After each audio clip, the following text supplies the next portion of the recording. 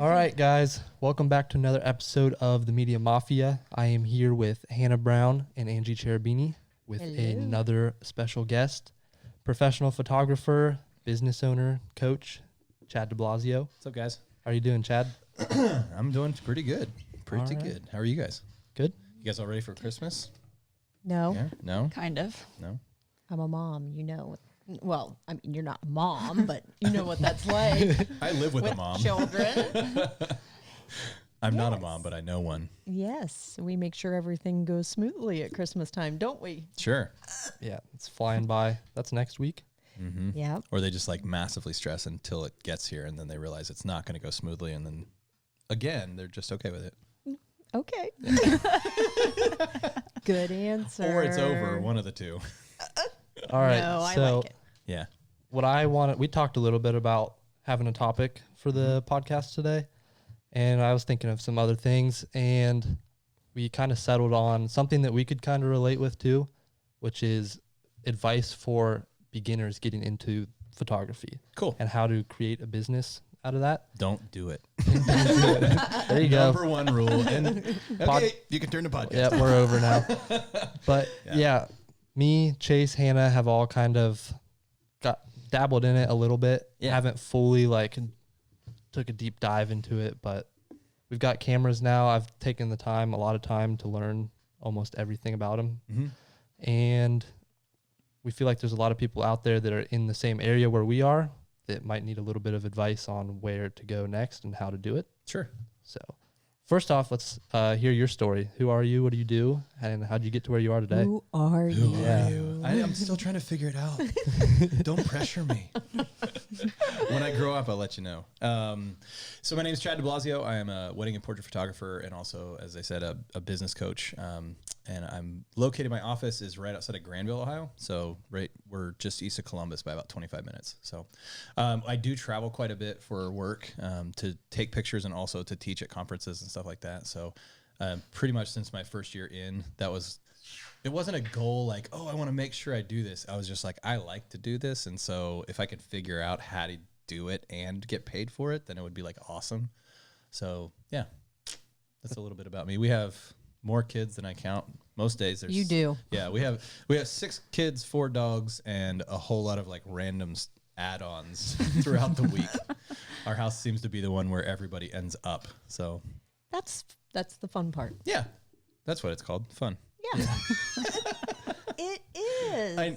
It's similar to your house, I'm sure. Yes. Yeah. So what made you get into wedding and portraits specifically? So to be 100% honest, the way that I started taking pictures with 4-H, and then from there it was kind of like, and I'm sure a lot of people go through this, is like girls like certain things. And so you do things that girls like they are into sports. You're like, oh, well, I like sports. Do you like me? I took pictures and played music, and that was like some of the things that made me a little less dorky and kind of cool. And then so through college, I started taking pictures, and this was back in film days. So I took pictures a lot and would take pictures with people a lot. And it was always just kind of I've done art in various forms my whole life. So painting and drawing and photography and music and singing. It was always just very kind of interwoven to how we lived. You know, my parents were both artists. My grandpa was, taught choir and was an engineer. And so that kind of understanding of the world was very common. And so through college and doing photography, realized like I just really liked it. But I always thought artists were poor. All the artists I knew were broke. Yeah. So, Yeah. and it was always just kind of that. I mean, it's very common, right? You're a broke artist or you're a starving artist. It's like, it was kind of an understood thing that like, if I wanted to make money, I should probably do business. And so I went to school for, computer information systems. I started out at DeVry. Yeah. You did? It did. Went through 2 years of a 3-year program there. It's like you go year round. So you start like 2 weeks after high school graduated. We started our first trimester, and I went 2 years in to 3 years, which would have been a 4-year degree. And I was like, legitimately hated life. What, like the C++, C++, and all that? Visual Basic, They have no DOS. idea what we're talking about. I have no clue. So what is it? So on a computer like a Programming Mac where you language. bring up the terminal window.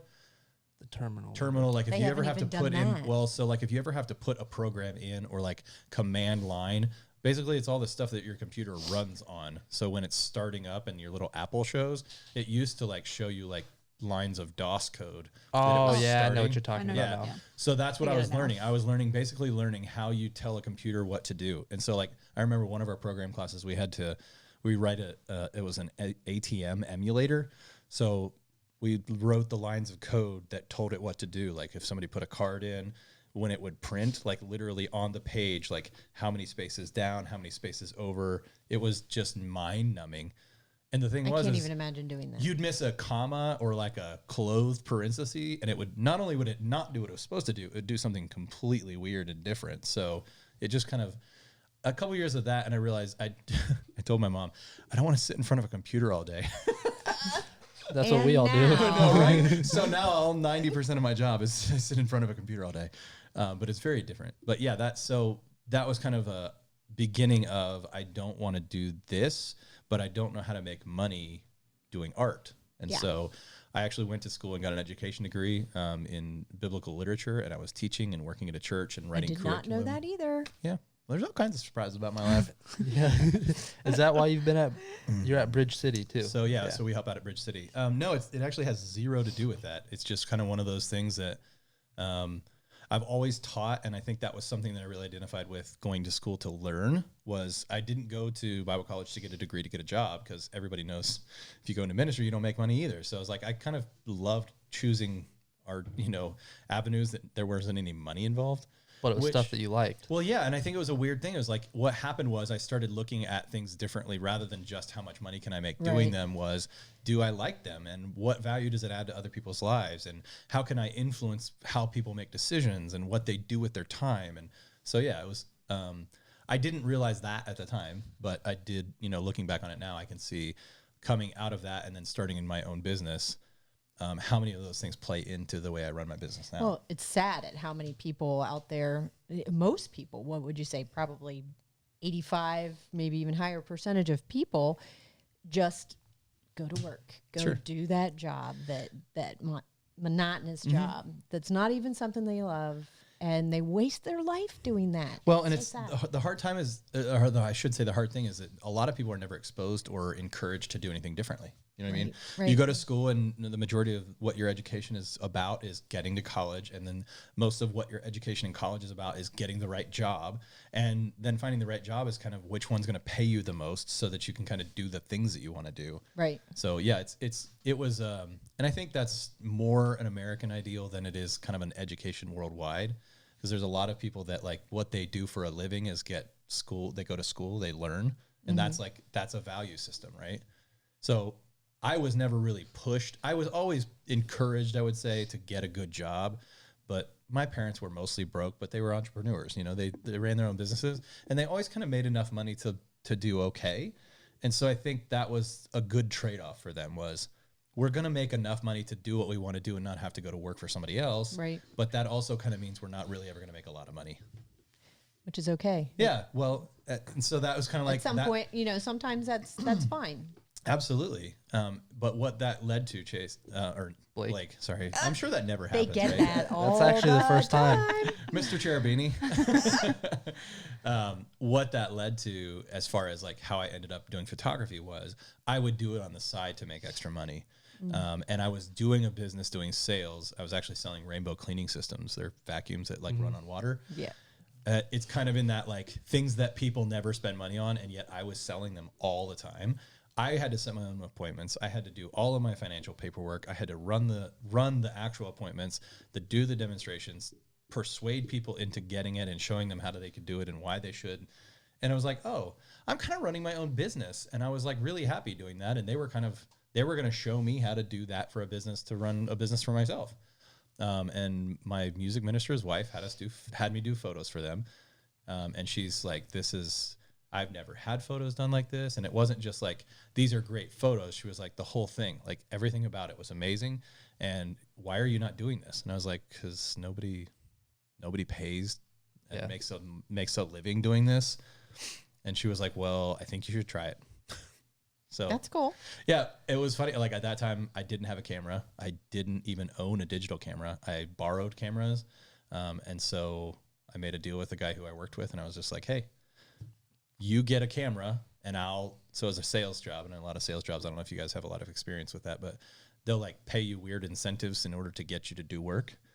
And so like if I put on a certain amount of presentations, the sales job was he was going to give me a camera because it was something I really wanted. And so he used it to, otherwise they bought things like, you know, a barbecue grill or like $100 gas guard certificate. And like, if you do presentations this weekend, we'll put you in for a drawing. And so, yeah, it was just like, I just made a deal with him and I did. And in the process of doing the presentations, made like $5 or $6 grand that month. And it was like, so it gave me a little bit of a pad to quit and move on. But during that time I had been like, you know, I'd built a website and got cards made and I had done some sessions and was on Facebook. And so on the topic of getting your first camera, I think this is a great spot to kind of lead into that for someone that knows that they sort of enjoy taking pictures, but they want to take it a little further than just the iPhone, which they take great pictures now. It's crazy what they've come to. I say He this all the probably time. won't say that though. No. There's a big difference all the but time.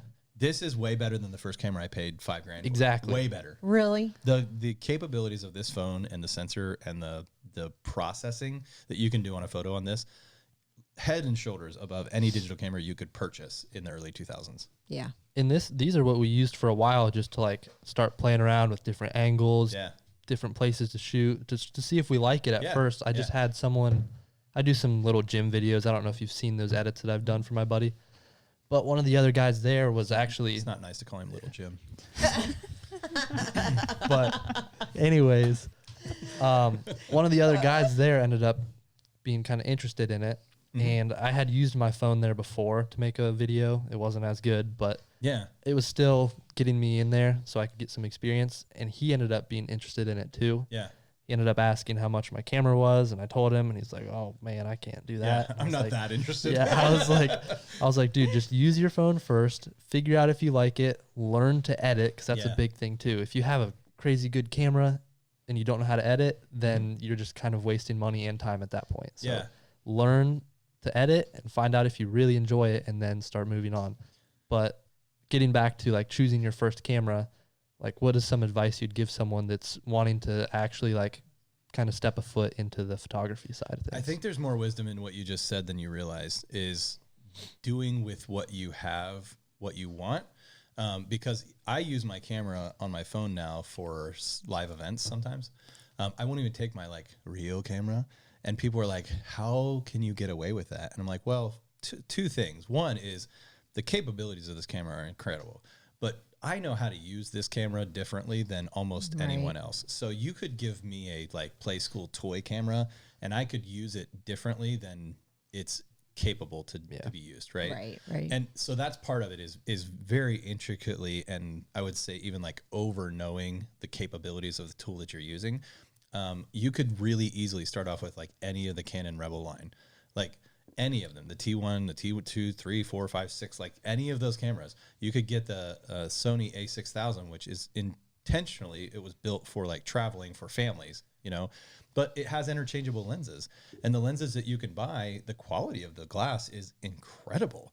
But even the base level entry cameras now shoot full HD video. I mean, they shoot, 15 and 20 megapixel files. Is like whatever you choose, you can, for under $500, you can get a professional level image if you know how to use it. So that would be my suggestion on whatever they choose. If they're going to do video, I would get something that has some kind of stabilization built into it. With the Sony line or the Fuji line are awesome for that. But even that, I mean, they're like all over Amazon. You can get a $40 gimbal. You can make a $50 stabilizer. And that's what I ended up doing. That's the A6400, the one that came out about a year ago now. Yeah. I wanted to go full frame, but the price gap is pretty large. But I knew that the lens makes more of a difference than the actual body does.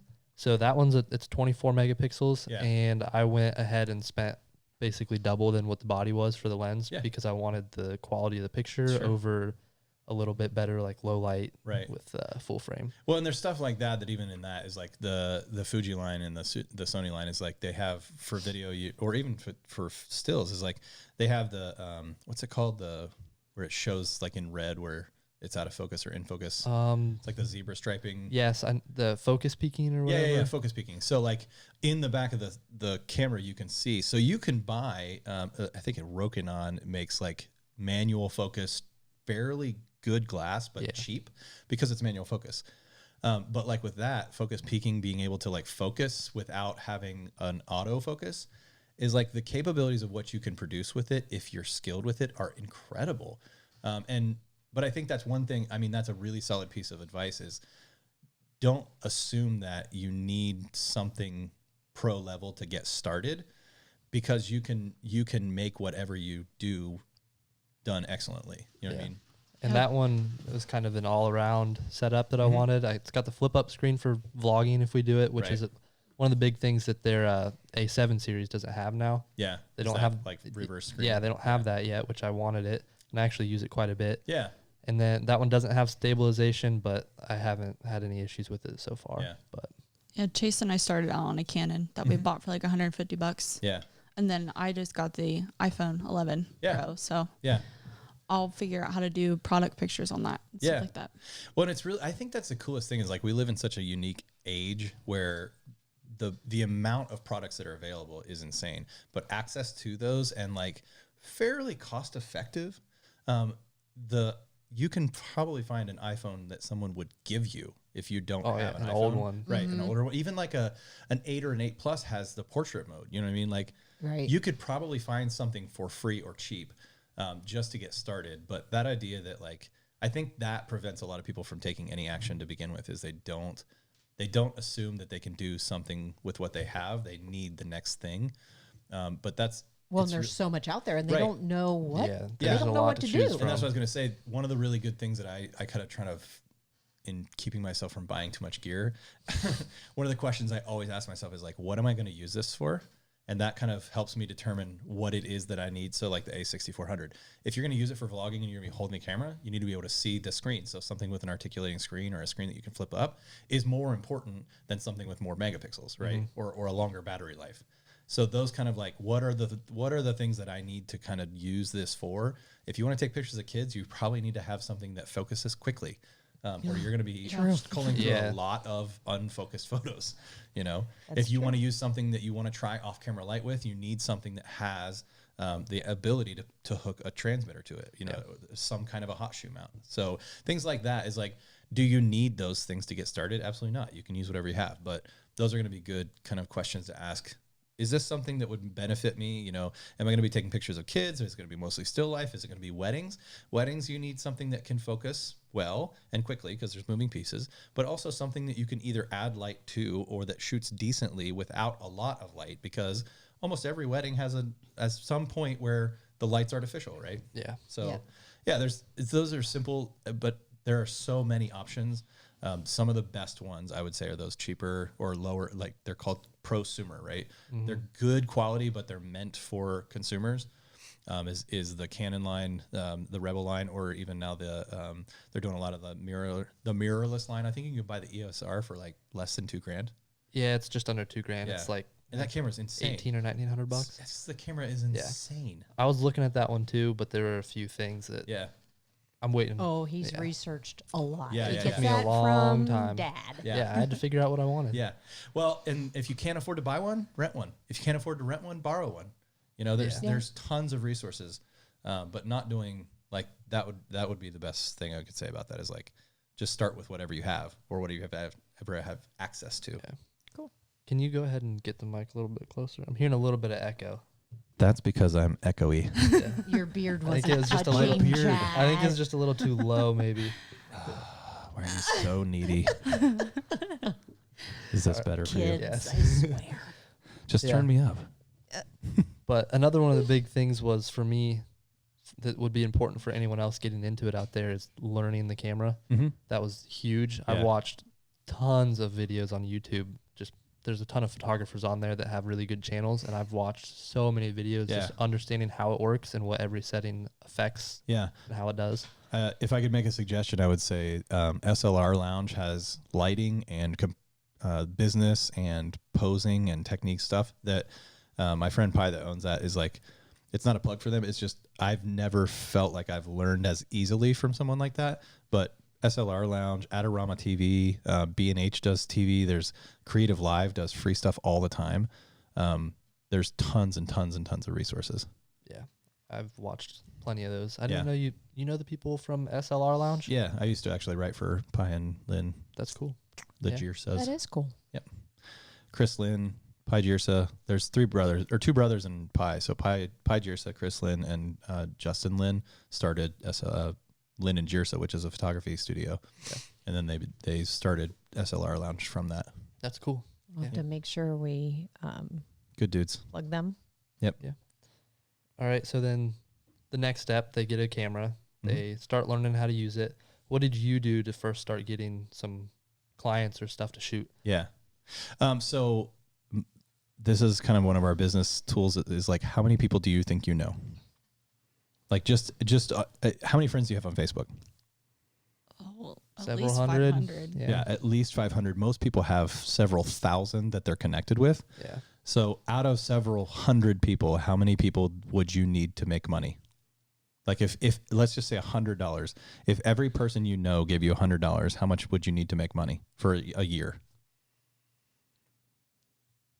Quite a few.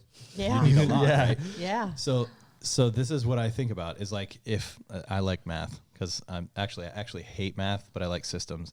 So if you know 1,000 people and you got $100 from 1,000 people, what's that math? Anybody? It's $100,000. Yeah.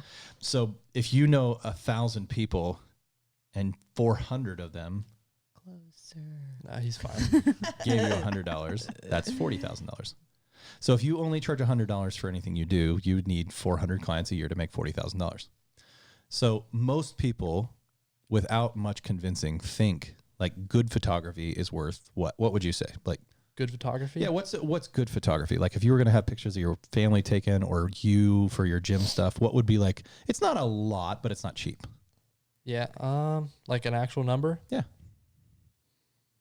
Probably somewhere. There's no right Yeah, answer. I don't know. Yeah. I mean, you've obviously been in it way longer. No. so There really isn't a right answer. I'm just saying, like I'd say for like a good like if it was a For gym the shoot itself. Yeah. If it was a gym shoot, I'd say anywhere from $500 to $1,000. yeah, so easily a couple $100. Yeah. How about you?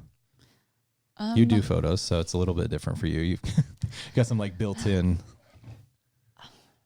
Well, I they're both about the same. I would Yeah. probably say what he said, Yeah. 500 to 1,000. And I think that's what's hard with most people. I understand like what good photography. Well, here's the interesting thing. Entails. If we take this conversation away from photography and we say like truck tires, Yeah. or Angie, what's something that you do outside of like being a podcast and CrossFit, know that's what I about was it. gonna podcasting say. mama? CrossFit, that's it. Oh no, that's perfect. That's What's like what's just something that's it. like a reasonable idea for what a CrossFit membership should cost you in a month? What's a reasonable amount? Yeah. I mean, we're lucky in this area. That Sure. But what's hopefully if you they're had to not like listening, you but would that's not be low. like holy crap, but like it's What an average is 100 to 150. yeah, a couple $100 around- bucks, right? Mm-hmm. So I think for most people in their worlds, a couple $100 is not like it's not play money, but Yeah. like it's not a lot, right? So you could You can easily part with it. justify, right? Even if you were just okay at taking photos, a couple $100 most people are okay with separating. Yeah. So if you could charge a couple $100, you'd probably need 100 or so clients a year. Out of all the people that you know in your entire life, do you think there's 10 or 20 people every couple weeks that you could figure out to talk to that's like maybe they need something photographed in their world, like maybe they need a business headshot, maybe they need family pictures taken, maybe they need pictures of them at their gym, maybe they would like to have pictures of their car or their dog or their kids.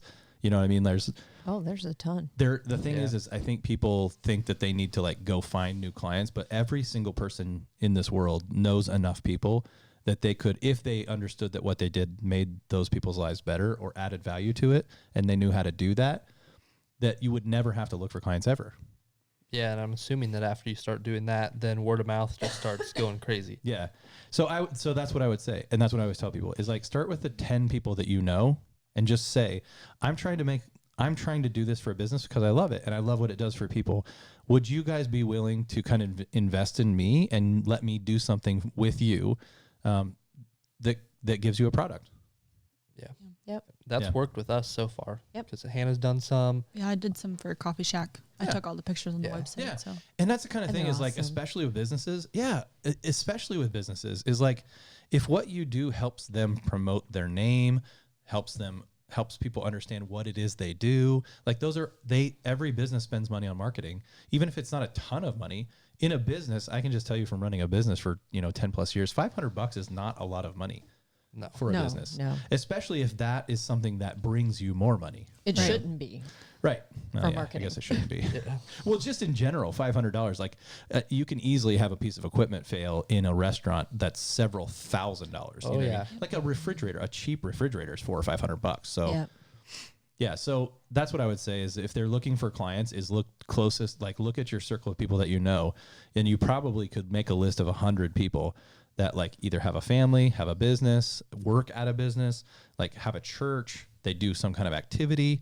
And that's kind of just where I started, was who do I know that I could take pictures for? Same kind of concept as like, all the Mary Kay and all Sure, these different companies that are out there, the home selling companies. Yeah. That's how they had to do it too. Well, and that's why those things are so popular is because lots of people know people. And if you can just articulate that what I do is going to add value to you, whatever it is that you like, but also understanding that like you're supporting me in getting started and understanding how it is that I can kind of do things that I love with my life. People are happy to help out and they also are like extra happy because they get a benefit out of it, Right. Yeah, and that's what we've been doing is getting a little bit more into the content photography side of things so that people have. Whoa. It's a rave. Yeah, it is. Psychedelic. That was kind of I'm cool. guessing that has something to do with electricity. We did that on purpose. No. Smoking. It is? Nice. Chad, you caused our lights to smoke. Oh, Oh, I told it you it was really making is a weird smoking. noise, and you said it was fine. So it is. It's totally fine. talk about equipment failing. Yeah. There we go. By the way, sometimes things you buy break. Hey Chase, can you go turn that ISO up a little bit? That's good for Yeah. that's good for you. That's good. Speaking of Good. equipment failing and Yeah. It's good juju. not $500. It smells like something burning. I can't smell anything. I can't smell it either. Turn it up to like 2,000. I think that'll be good.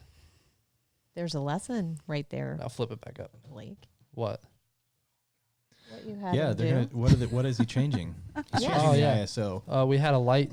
For anyone that's not watching, we had a softbox light that just the light bulb pretty much caught on fire. Yeah. So we lost a light, so I had to have him compensate with the ISO to bring the picture exposure back to more better. More better. More More better. better, gooder. More better. We did it. We did it better. Yep. What were we talking about before We that? were talking about getting started, and I think that's it's a good conversation to have. Like gear, I think these are things that people like. They don't get started because they don't know what gear to get. They don't know how to make any money. They don't know what to do like for the actual photos. You know what I mean? Yeah. Yeah. So They're overwhelmed. yeah, this is what happens. Like choice overwhelm happens if you don't have processes to filter thought through, right? Yep. So that's one of the things that we say in coaching all the time is like everything you do is done with intention in alignment with your purpose. Well, that means you have to your effort needs to go into figuring out what your purpose is and what you want to do this for. Same thing with finding clients. Who do you want to do pictures for? Do you want to take pictures of people? Do you want to take pictures of things? Would you rather take pictures of adult things or adult people? Adult things sounds weird, and I that wasn't what I meant. But I mean, that is a thing you This could is photograph. not that kind of podcast. I mean, people make money doing People it. make so- lots and lots of money doing it. But yeah, thinking through those things and like kind of taking that bigger, broader subject and breaking it down, chunking it down into parts. It's Yeah. like it makes it more digestible. It makes it more, okay, well, if this is the big, broad piece, what are these little pieces that make up that big, broad piece? And then how do I work on those little pieces? Yep. Cool. I like that. Cool. Yep. Because otherwise you'll probably do what you've been doing up to this point is not doing it. Right. Yeah, and we've been kind of just going out Which is and most people, I would say. yeah, they talk about it a lot and know like kind of what they want to do, but they don't just go do it. How many times in your life have you heard somebody say to you like, oh, I wish I could do what you did? Oh, all the time. All the CrossFit time. photography. All my friends say, "Oh, you're so businesses. lucky, You're dude." so And I'm lucky. like, I wish I could do what you did. like, yeah, it's cool, but it's also still really stressful. Like, Yeah. it's not it just is. But you have that in, I mean, since I have worked in corporate America too, you have it in, my beard's not touching Chad. I mean, you have that no matter where you are, you're going to have that stress, but Right. at least you can kind of control it here for the most part when it's Yeah. your own business. I think that's the thing I like about entrepreneurship is that if there is a problem, it's my problem. Yep. And in a corporate America setting, if there is a problem, you probably have someone else to check with before you get to solve Or that problem. pawn it off too. Or yeah, it's somebody else's fault. Yeah. But yeah, that's I think a lot of people say things like that over and over and over again. I hear it and it's the reason they give it is so that they don't have to be responsible for the results. exactly. Right. It's just their excuse for not going out and doing it. So just like I tell my kids is like, I don't want what we're having for dinner. I'm like, cool. Well, I'm not hungry. So if you're hungry, maybe you should decide what you want to do about that. You make it. Yeah, because this is what we're having for dinner. And if you're hungry, this is food that you can eat. So if you're not happy with the results you have right now and you're not happy with not doing it, then there's a really simple solution to that. Just start doing it. Yeah. That's a good analogy. I like that. Yeah. But I think it's the thing that entrepreneurs underestimate their ability to just start things. They don't realize that the rest of the world doesn't have that kind of, well, if I wanted to make something, I just make it. Right. It's almost like a permission aspect. So, but the difference is not that someone outside of you gave you permission. It's just, you just decided you could and you did. And that's what I've been doing. I've been doing a lot of stuff for free just because I want to go try to do it. The video editing, I've been going and filming my friend just because I want to do it and I want to learn. Yeah. I don't like making my friends pay a lot, my close ones like that. I do. They should pay more than anyone. Yeah. He's offered. I'll and remember that, He's Chad. offered and he would like to pay, but the amount of times I've gone and done it just to practice, like Yeah. it would be way too much for him. And I get that, but I want to do it just to better myself. It's such a crazy concept that like, I wish I was good at that. I'm like, how many times have you tried it? How many times have you practiced? Like how many times have you lifted? Have you done a snatch like weight over your head? Thousands. And you're better at it than me. He was And good I- at it like in a month, Chad. Yeah. That's true. They both were. Yeah. But you didn't get better at it just because you were born and gifted. You know what I mean? You may have started with it being an easier motion than other people, but at the end of the day, like name one thing you've ever become good at that you didn't practice like all the Right. time over and over and over again. Nothing. Yeah, like nothing. Yeah. So people say that about like, oh, I wish I could sing. I wish I could sing. I'm like, you know how many thousands of hours I have not been good at singing? Like, You know, I did not Legitimately. know that you sang until I saw I that. didn't either. Until we saw that video. Pat played it and he's like, "Who do you think this is?" And I was like, "I have no idea." And he showed me and I was like, "What?" Yeah. Like I had no idea. It was awesome, by the way. thanks. Yeah, it I was very sucked good. at singing for a long time. So like, Gary Vee is one of my favorite people about this. He's like, love he- him. yeah, but he's like, he talks about you haven't eaten enough crap. Like you haven't worked and grinded and sucked long enough to be good at anything. So stop bitching about being good at something and wishing you were good at it, and like just start practicing. Yeah. That's one of the things I think I've learned stronger than anywhere else as CrossFit is that just like I haven't put enough work in to be good at something that I wish I was good at. And that one Yeah. physically hurts you to learn. Yeah. Yes. That one is There not are a real dues. It is Yeah. not a fun learning experience No. with that one. No, but it's like it's crazy. the It's fun small in its victories. own way, Yeah, though. absolutely. I mean, it's hard, but it's fun in a weird way. Yeah. And you don't know that until you're in it. It's Yeah, a, they it's trick a you. mental test. Right, Yeah. Mark Cherubini, if you're listening. They're like, just go ahead, just start it. It's just 5 pounds. Like it's not that big of a deal. Oh, but now you can't yeah. quit. Now you can't quit. Yeah. You're stuck. Yep. Yeah. Yeah. Cool. You got anything to ask him, Hannah? I wear a size So- 10.5 to 11. Depends on what shoe. Hey, and you've lost a lot of weight in CrossFit too. Yeah, but I haven't lost any shoe weight. Yeah, that has nothing to do with Shoe feet, weight, Angie. but My I advice- know that. I was never had thinking of fat something feet. else. I was before that. Yeah. I'm gonna ask, how do you make yourself stand out to the clients, your potential clients? So this is a really good business question. I'm glad you asked this, Hannah. So this is a question I ask people coming in is like, what do you currently use to separate yourself from the thousands and thousands of people who take pictures. There's tons of people that just have a camera that kind of like to do it, but everybody I know knows someone who takes good pictures. yes, Yeah. good pictures. Right. Well, and this is another one of those things. Is like people say things like, well, I take really good pictures. I'm like, how good? You know what I mean? Like, how good are they? Because I guarantee you, if I put crappy pictures on Facebook, someone will think they're say, good. these are the best. These are amazing. Yeah. You know, right? So I think I realized it was very dangerous early on to put any stock or kind of like my identifying characteristics in just that I take good pictures. Like, I think the fact that I'm a professional photographer means I should take good pictures, like way better pictures than people who just have a camera. But with the amount of camera technology that now makes every photo look way better than you have the skill to make it look, Yes. it's not really a good resource for me to continue to market myself as like a really good photographer. Yeah. Now, I am creative, and I do think that is something that is different than someone who just has the same equipment as me.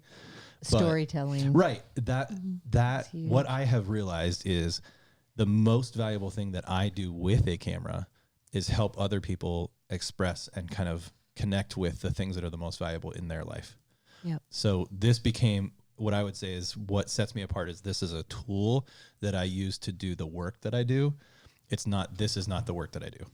Yeah. So makes it's sense. finding your Yeah. own way to make your work look the way you want it to look. Sure. That separates yourself from someone that's just taking just normal photos. Well, and that's kind of what is the photos. What are the photos for? What are they about? What do we even have cameras for? You know what I mean? Like, what do we do with pictures? What's the reasoning for taking pictures? Is like, even that is like, if I'm running a business and what I do relies on people having birthdays and weddings and kids and things like that.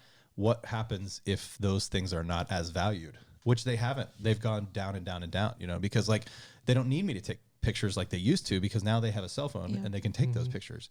Like I know you can take this and print this, you know what I mean? Like I can print this a canvas as big as these lights from my camera phone.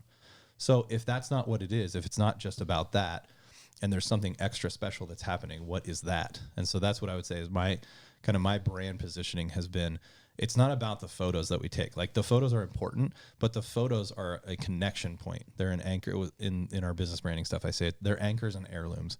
So these are anchors to the things and the people that you care the most about in your life. And then from that, it's not even just taking photos. It's where do we put those? Where do we display those so that you have that connection point over and over and over again in your life? That's awesome. Yep. So that's what I've, and it's weird to like be this far into being a photographer and be like, it's not really about pictures. Yeah, Yeah. but I get that. Yeah.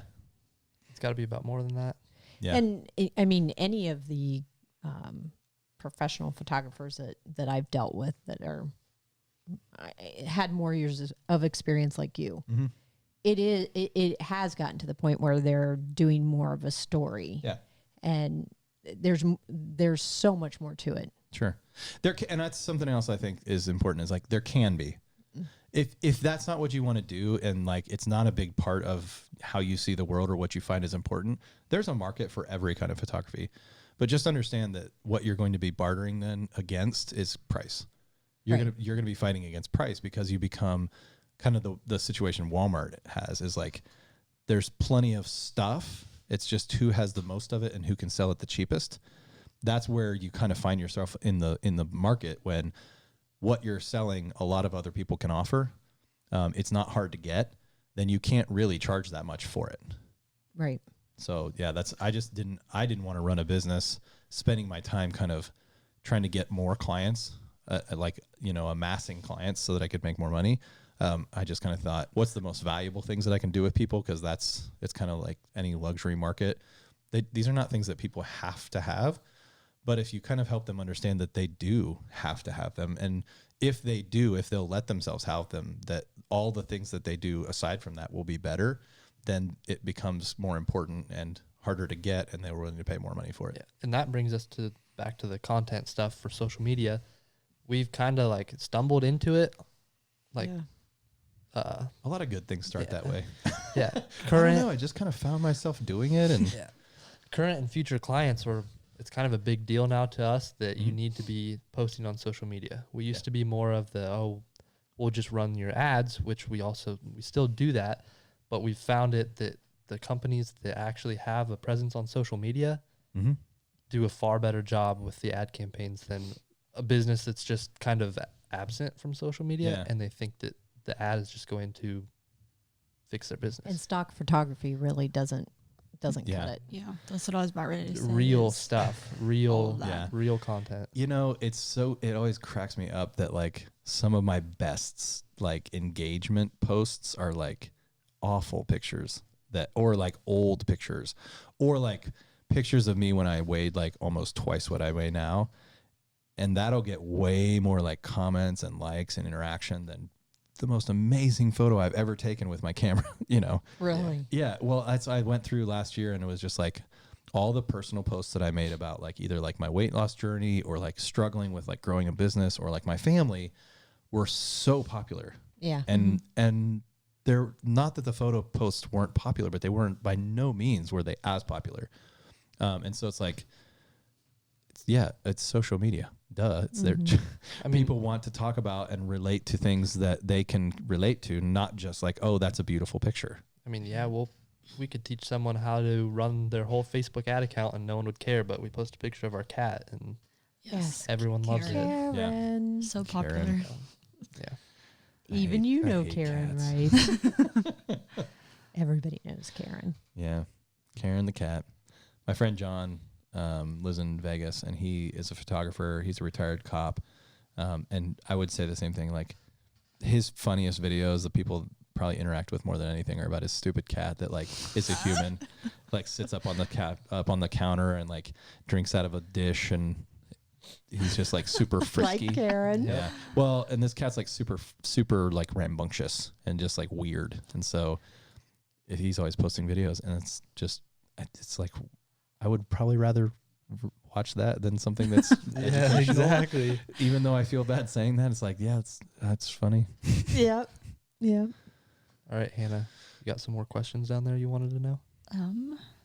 Is this did she just have me come as a podcast guest so that she could listen to me? Yeah. Yes. Do you think having a specific area that you do pictures Niche. for? Yes, that's the word I was looking for. I just like to hear how people say that word. Niche. Niche? Niche. Was niche? Which Do you is think it? that's super important? Or can you do a mixture of things? Yes, it's important to have a niche. A niche? I want to fancy it. I want to hold my finger up when I say it. Your pinky? Yeah, it's a niche. With your water. Yeah, with my water, my blue special volcanic water. Niche. It is important for this reason. There is no generalist that has ever made a ton of money unless they have a ton of product. You know what I mean? Right.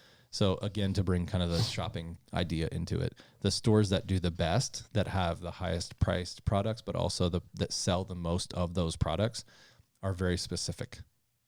There's a reason that you go to Walmart to get things that's like, I don't care about it. You know what I mean? It's like, you don't go to Walmart specifically to get a specific kind of electronic. You know what I mean? Yeah. You go to the Bose store, or you go to B&H, or you go to the Apple store, or you go to Best Buy. Those things, that's what I would say is like there's a wide variety of like what a niche can look like. It could just be electronics in general. You know, I just do photos of events. It doesn't have to be like I do event photos for professional caterers. Now that could be, if you're willing to like really be like amazing at just that, and you have lots of networking connections in that, then great. But you don't I don't think that it has to be so specific as like, I'm a baby photographer. Right. I'm a wedding photographer. Now, there are benefits to doing that, I'm but going to say, that should be. yeah, there are benefits to doing that, but it kind of, in my understanding of what photography is for, it limits your client's understanding of what you're able to do or add value, where you fit in adding value into their world, right? Mm-hmm. So if you sell garden tools, they will never come to you ever expecting to find a chainsaw, right? Yep. But if you just sell tools, then, and you're known for like helping people solve problems really well, then like any tool problem they have, they're going to come see you. So I've kind of labeled myself as like, I'm not a wedding photographer. I'm not just a portrait photographer. And I say portraits because that's kind of like a large topic, Right. but we photograph things that matter to people. So that's kind of been That sounds better. yeah, well, that's been my kind of my business mantra is like, I photograph the things that matter to people. So like the things that matter to my clients, what I'm really good at is kind of identifying those things and helping them extract what it is that matters about that thing and then creating artwork from that. So I've photographed funerals. I've photographed births. I have photographed Tuesday afternoons. We just wanted to hang around the house, you know, because another thing that I've said a lot is like, I think the things that people miss out on is they think that because photography was so hard for so long and you had to like have a lot of equipment or have knowledge, that they kind of reserved those things for special things. But the things that make us happy as people are like normal everyday things, you know? Right. It's like sitting on the couch in your pajamas watching TV. Like that makes you happy. And those things repeatedly over and over and over again are kind of the keys to your happiness. Well, if you think about photography as just for special things, you're probably never going to have that photographed, or not necessarily that, but whatever it is about that makes it important to you. That's kind of a thing we're trying to get clients to realize when we are talking to them about the content photography, is that it's not just about staging and, you know, staging all those moments and stuff. We want to come in and we want to take photos of you working and interacting with people, interacting with your staff, something that you just can't, you know, you can't really stage that well and get good pictures. So that's what we're trying to do. Yeah. I mean, and one of my friends, Davey, that builds websites, he said, the thing that people are looking for on your website is proof that you can do what you do for someone like me. Yep. Right. It's so relate. So if the photos relate to that and they think like it may be staged, but it looks real, that like a doctor's dealing with a patient, like there's a reason that they took those pictures, and it wasn't because they needed to see what your table looked like or your front desk. It was because they wanted to sell the idea. We treat people like you, like normal people, you know? And I think it's coming much closer to that because the technology is allowing it. You know what I mean? One of the things the internet brought to us was like access that we never had to so many things, you know, information. You used to, when I was a kid, you had to have an encyclopedia to be able to know anything. Yeah, I remember that. And there were people that went around and sold them, you know what I mean? But like there was no way to know. So like doctors were much, much, much, much more important. Not that they're not important now, but the place that they played in society was way different when you had to go to a college and pay hundreds of thousands of dollars to learn information to be able to tell people information. And you had to remember it. Yeah. And you had to not only remember it, you had to be able to like access it and like connect it with what they're experiencing. Right. So now the access that the internet has brought us has also brought us like connection in a way that, you know, I didn't used to be able to see my kids during the day until I had a phone that could, you know, like see them on and talk to them or people in other states. Like I have so many relationships with people that's like, I've never physically met them in person, but I feel like I know them as well as I know you guys, you know? Yeah. And that's happened a lot where I'm like, oh, it's so good to see. I mean, actually meet you, like, because we've never been in the same room, in the same space. So that access is way, way different now. And people want that connection in real life too, you know? And I think those things connect so well, which again, it comes back to the idea of niche is like, or niche. niche. When it comes back to the idea of specializing, there is value in specializing and in building a business that is more specific. And so as you get good at something, then it's easier to kind of, that's the business basics, right? Is like, what is it that you do that is valuable and how do you get cash for that? A specialization is really, it's not, some kind of specialization is necessary. It's not, I don't think it's as necessary to be so specific. Okay. So, Gotcha. but they could be. Cool. Any other questions? You wrote some down. Oh. I don't know if you want to ask anymore. Peanut butter. How do you prove the value of your photos to people? Such a good question. Hannah, you're full of great I just questions. tell them. right? I just tell them I'm really important. Yeah. I have many leather-bound books. My apartment smells of rich mahogany. I quote movies, and then they're like, "Yeah, he must be cool." You're just like Pat. He does that too. Well, this is a value conversation, right? It's such a cool thing to realize. What do people trade their money for? Like, what are you happy to pay for, Hannah? Like, what's something that you never question? Like, even if it is expensive, you're just like, I don't care. Is there something like that in your life? I mean, you can even go to a level of coffee. Sure. You go and you get. Comparatively, Great coffee is coffee. expensive. People buy coffee every Coffee single day. or like getting your hair done. Sure. That's Yeah. a big one. Girls pay hundreds of dollars to have their hair cut and colored, right? Yep. Hundreds. Yep. My wife has less hair than I do, and it costs her like $150 to have it colored and cut. What? Yep.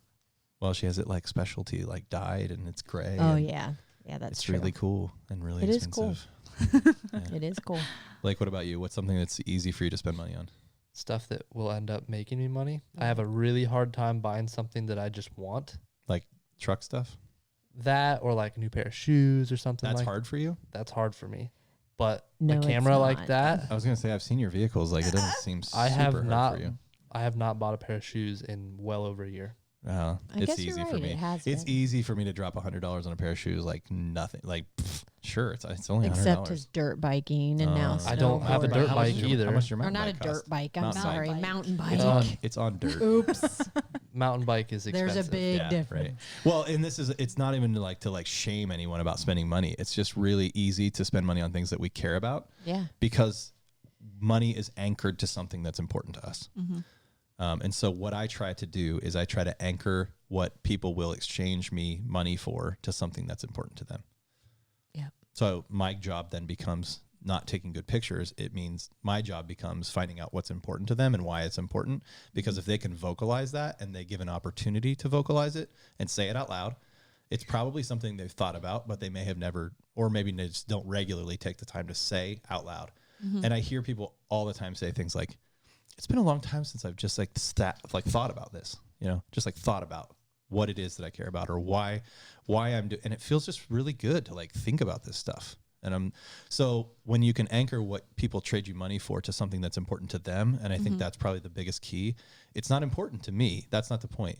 If it is, when I sold photos that were like, I am awesome, and I was trying to prove how cool I was and what a big name I was, and I could speak at these conferences, and I had these friends that own big companies, and I'm writing when that was what the conversation was, there became a point where people was like, yeah, I don't care about you.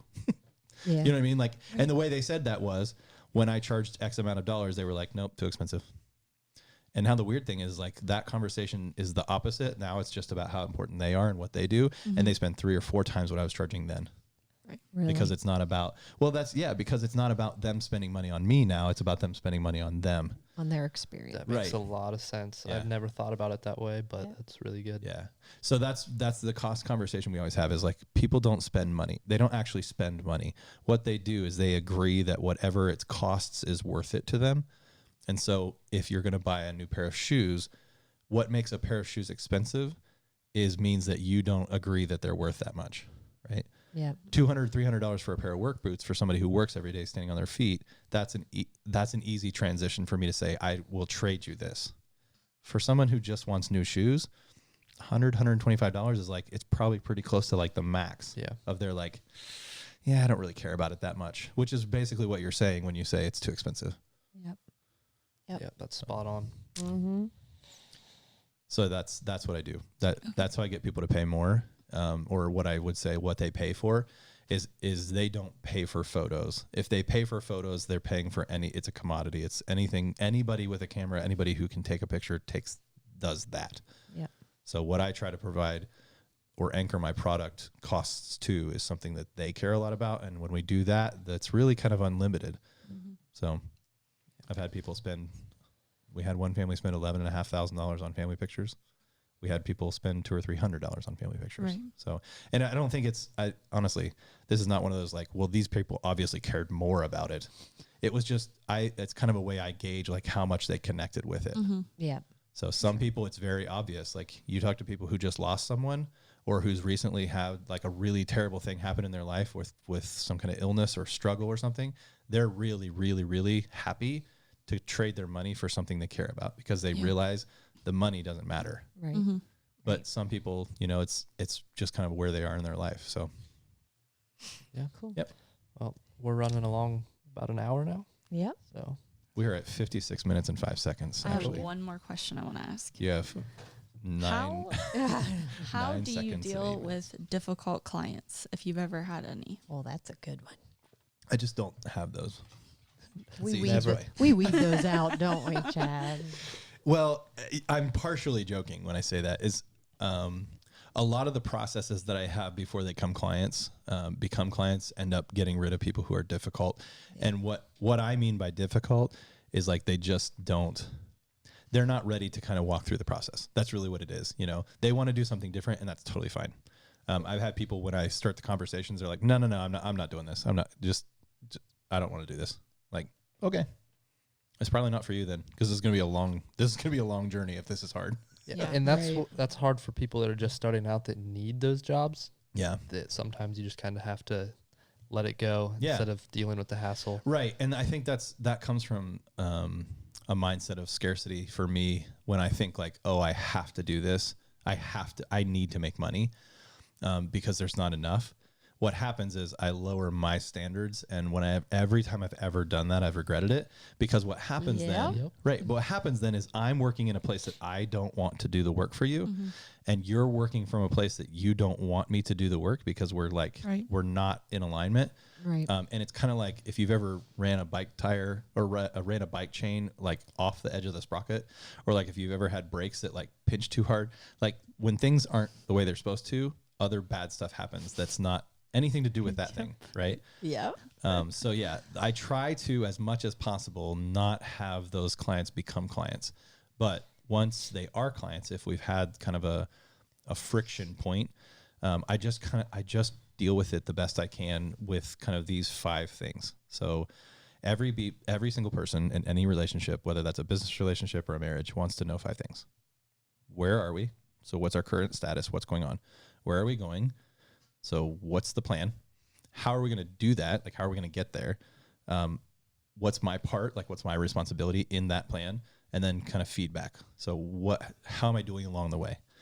And I've found that like anytime there's any kind of friction, disgruntled clients, things they're not happy, it's one of those 5 things or a couple of those, but almost always in some way, expectations. Yep. So I just kind of try to address, instead of getting mad, trying to assume what they mean, I call them. That's the number one rule for me, is like, I just get on the phone and I just say, hey, what's going on? It seems like you're upset. What are you upset about? What did you think that was going to happen that didn't happen? Or what did you think wasn't going to happen that did happen? And then the question that I learned when I was in management, or I worked at Cracker Barrel for a long time, and my mom was a manager at Cracker Barrel, and she read this book called Raving Fans. And one of the things that they taught her to ask is, instead of offering your solution up front, hey, why don't I comp your meal for you guys? Hey, why don't we get you free dessert? Just say, what can I do to make this right for you? Just that. Yep. So that's good. A lot of times people are a lot simpler than you think. And just the fact that you care to ask them and want to genuinely like fix problems rather than like blame them or complain about them or defend your position, is enough to just be like, I just wanted to make sure that we talked about it. Or they'll say like, well, I kind of thought I would get more photos for what I paid. Well, how can I make this right for you? Would you like to have more photos, or do you think it's fair to have more photos based on what you paid and what other people pay? If we maybe, instead of, because you thought this was going to be this, maybe if we take this and maybe give you a better cost on it, because I obviously I can't do, it's a business. I'm not just making costs up out of nowhere, but I do own the business. So maybe I can give you a better cost on something that you actually want. What would that be? Could we do that? Would that make you happy? Just kind of asking those questions and kind of always trying to figure out like, how can I make this right? Because ultimately, if I don't have clients that are happy, I don't have clients and they pay my bills. And the reason that I have a business at all is because I think is not because I have something that I do that's cool for people, is I help their lives in some way. And so ultimately my life depends and my livelihood depends on them enjoying their lives. So that's kind of my philosophy with it. Cool. That's Yeah. perfect. Well, Sounds before we good. wrap it up, I want you to talk a little bit about your coaching, because you told me earlier today before this you Mhm. had a coaching call with your students. Yeah.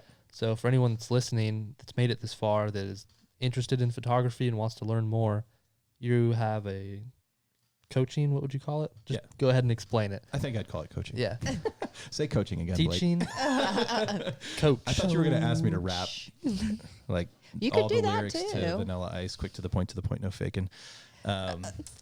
I know a lot of lyrics, like an uncommon amount of music lyrics.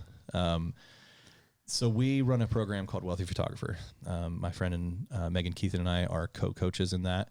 And that is a 90-day program. So this is one of our major projects is a 90-day program. And the whole point of it is to help people understand two things: what it is that they sell and how to extract cash out of that. And there's a lot of pieces and layers to that, but that's kind of the basic of any business. Is you have to be very clear on what it is that you do and what you offer, and how you offer it and how that benefits your clients, people that are going to give you money. And then once you understand the value of that, and is how to exchange the value of that for cash so that you can make money. So there are usually anywhere from 10 to 20 clients at one time, students going through the program. A lot of it is group based. So things like this, we have specific calls during the week with mindset, the way you think. We have marketing and question and answer calls. We have Tuesdays are the accountability calls. So, but our kind of whole ideal is that we want to give people a community, some accountability, and tools and techniques to grow, to kind of live the business and life that they really want to live. Cool. That's Yeah. cool. How does Yeah. someone contact you if they're interested in this? Shoot me a DM, bro. Slide into my DMs. At Yeah. Chad DiBlasio? So at DiBlasio Photo. There you So on Instagram, Facebook, I'm DiBlasio Photo. ChadDiBlasio.com or wealthyphotographer.com should get you to our app page. There's a free group if you're interested in that. It's called Photo Business Success with Wealthy Photographer. It's on Facebook. So yeah, we try to, I think at all levels, just kind of try to add value to what people are trying to do, because in the creative world, people burn out really easily. Oh yeah. Because they're super emotional. Creatives are like, whether you're photography or artists in any realm, you make things. We tend to be very emotional because those emotions are what help us to kind of see the world differently. But when you don't have a place for them to go and you don't know what to do with them, they usually just overwhelm you. So I found a lot of artists throughout my career, either they make no money because they don't have the right mindset and the right techniques to be able to like extract value, and they don't know how to do that. And so they just kind of either do it cheaply their whole life and they're miserable, or they get to a point where they no longer can afford to do it and they have to quit and get a real job. Or the other side of that is they figure out how to make money and they kind of make a name for themselves, and it doesn't mean anything to them and it doesn't mean anything to their clients. And they start getting like, I don't know why I'm doing this. And they just kind of, it's weird. They like hit this peak of success and then they just disappear. Yep. So we've seen a lot of people burn out on both sides, and that like personally bothers me quite a bit. So we wanted to do something about it. That's cool. Yep. Anything else? I think that's I think Yeah, we're it's good. pretty I think that's good. good. you like pina There we go. I was waiting for that. That way Pina he can coladas? take us Who's out not of waiting for this. that? I know. I'm kind of bummed that this is like during the week and in the middle of the afternoon, because we're not going to like hang out and have a drink and smoke cigars and sit in Hey, the hot you tub. can have a drink. Yeah, it's 3:30. Hey, it's 5 It's o'clock 5 o'clock somewhere. somewhere, right? You're too close to the beach. No wonder you like the beach. Yes. Yes. You're like, it's always 5 o'clock, Yes. Margaritaville. Yes. See, hence the waves. I and know, our yeah. I logo, feel you there's a know? whole vibe with you, yeah. Yeah. Basically just want to wear flip-flops. There's and reasons for Mhm. that. I'd rather be in the mountains. Yeah. Yeah. There's something about the desert for me, and I don't know what it is. It's the high desert. Really? So yeah, Arizona, Colorado is very cool. similar. There's something about it. Just happy. Yeah, I've never been. I'm Oh, actually To Arizona? I'm going to Arizona this summer with my friend. Not a good choice, but the summer's Colorado's awesome. Yeah, Colorado. Go to Colorado in the summer. Go to Arizona in the fall or the winter. Really? Yeah. Oh my gosh. Oh, that's right. The summer is Yeah, like your that's feet will stick to Yeah. the pavement. It's so That's sticky right. hot. Yeah. Go see the Grand Canyon in like October. Huh. Mm. Yeah. Sounds good. Yeah. Let's do it. Okay. All right. Yes, we taking are your gonna. bus. So our plan is to have the bus done by next year to do the tour the national parks. So, yeah, we want to take the two littles out of school for a semester and Oh, that would be so much fun. go on the bus. Yes. Either That's awesome. it's either or. It's either going to be amazing or like the worst decision we have ever made in our lives. I think it'll be Yeah, fun. it'll be amazing. Yeah. Cool. Cool. Well, thanks for having me, guys. Yeah, thanks for coming on, Chad. For sure. It was fun. All right, guys, we'll see you on the next episode.